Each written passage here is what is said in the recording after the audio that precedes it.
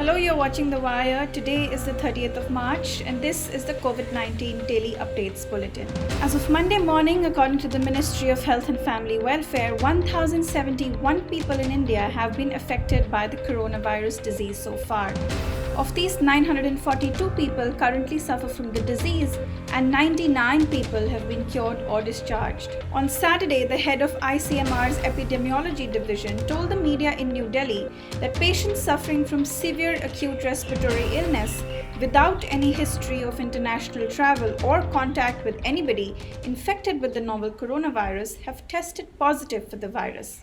He did not divulge the number of such patients who had tested positive, but only said that they were sporadic. What this means is that India is now officially in stage 3 of this pandemic. As news poured in about stage 3 transmission, officials across India were seen scrambling to prepare for health infrastructure. Senior officials directly in charge of the fight against COVID-19 in 9 states, including Kerala, Odisha, Madhya Pradesh and Uttar Pradesh, undertook an extensive assessment of the situation, according to media reports. The influx of thousands of migrants to and from these above states since March 26th has added to the panic. While state governments are only practicing standard preparedness measures, the message originating from ICMR and being officially communicated with urgency to district collectors has added to the fear that government assessment of the situation is different than what it has been projecting. To read more about this, you can log on to science.thewire.in. Since the coronavirus outbreak in India, journalists have been pointing to the discrepancies in the coronavirus data provided at the ICMR's website and the website of the Ministry of Health and Family Welfare.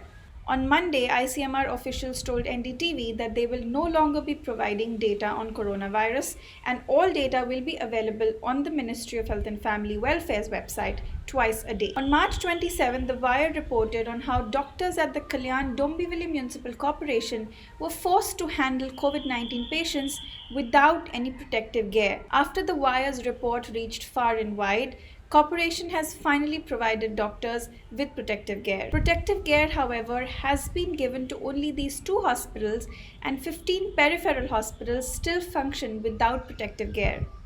A video of students from Nagaland being driven out of a supermarket in Mysuru has gone viral on social media. The supermarket staff allegedly linked them to coronavirus and drove them out of the store.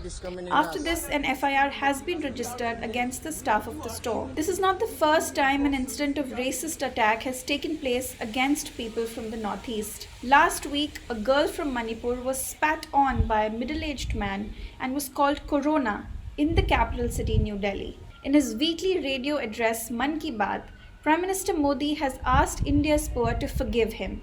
This came after thousands of daily wage workers were seen leaving cities on foot to go back to their homes after all labor work was shut because of the lockdown. While no policy measures to ease their pain was announced, he said that there was no other way to stop the spread of the virus but to initiate a nationwide lockdown. Since the lockdown, news reports poured in from across the country about some people on their way home on foot having lost their lives. The total number of lockdown-related deaths stands at 22, including an 8-year-old boy, a resident of Bhojpur area, who starved to death. The situation in the United States got worse over the weekend. The United States now has over 140,000 people who have contracted the virus.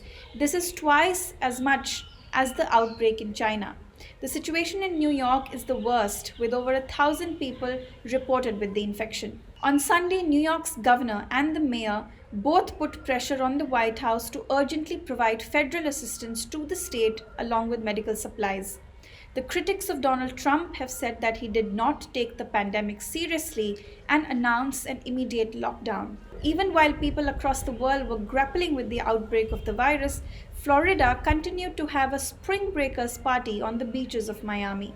Over the weekend, a senator in Kentucky also tested positive for the infection. According to a report published in The Guardian, healthcare workers in Oklahoma City and Minneapolis have been scrambling for protective gear and medical equipment.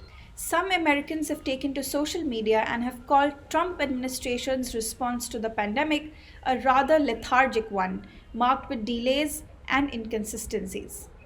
Israeli Prime Minister Benjamin Netanyahu has gone under quarantine after an aide to Netanyahu tested positive for the coronavirus infection on Monday. Israeli media reports said that the aide was present at a parliament session last week, attended by Netanyahu along with opposition lawmakers with whom the Prime Minister is trying to build an emergency coalition government to help address the coronavirus crisis.